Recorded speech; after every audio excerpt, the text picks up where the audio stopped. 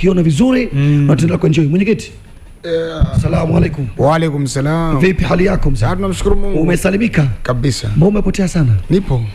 Nipo. Umeelimika bwana? Mambo ni mengi. Mambo ni mengi. Wajumbe. Wanasemaje huko wajumbe? Wajumbe walikuwa wanafanya kazi yao kwanza. Kidevu muulize kwa nini mwenyekiti hutajwa double kick kafu. Lai mpaka jina la mwisho.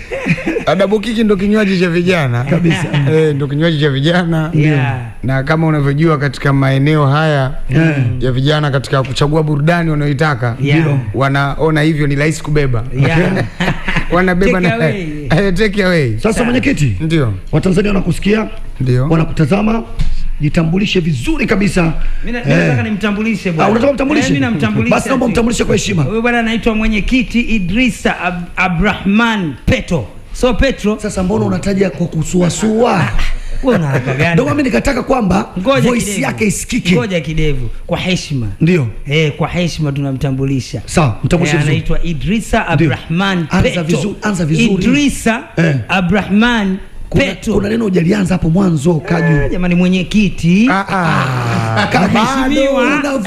Unavunja protocol Kaju. Protocol. Haya twende, anza mwanzo. Kidevu anaikumbuka Moshababu. Kuchelewa huko. Bwana safi sana. So ni mwenyekiti wa serikali ya mtaa. Ndio. Yombo Kilakala, kata ya Kilakala. Sasa anza na mheshimiwa bwana. Mheshimiwa. Kijana mwenzetu lakini. Kijana mwenzetu mheshimiwa. Tuko naye hapa kwenye jambo letu. Double kick mbele. Sio unajua sana. Bwana ambao vituko anasemaje? Mimi ni Kilakala. Wewe Kilakala. Kule lini ulikokuja? Kule lini kule? Kwa Mosha kule. Ndani. Mimi ule mtaa ndio. Na naona kabisa kuna kazege kashapigwa pale. Kuna kazege kale kameshapigwa, alafu mama ameshatuongezea mama yetu mbunge wa Temeke. Dorothy Kirave George. Ndio. Ametuongezea milioni 10 tena juzi, sasa hivi tuna milioni 20. Nadhani kwa ajili ya kunyanyua hii barabara ya Makaburini kwenda Leli kwa Leli. Sawa. Upande wa soko vipi pale?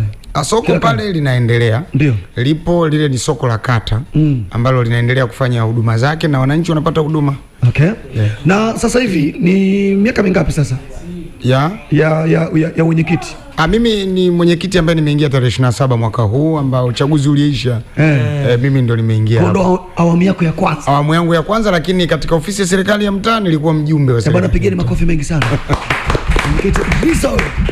Unapiga meza. Maana ameanza na spidi moja kubwa sana. Naitwa Idrisa Ibrahim Traore. Sasa tuambie mtaa wako ukoje? Mimi mtaa wangu unaendelea vizuri. Ndio. Katika miezi mitatu, ina maana siku 90 ambazo tumeweza kupambana katika ule mtaa kwa masuala mbalimbali, kama mfano tulikuwa tunahamasisha masuala ya ulinzi na usalama. Ndio.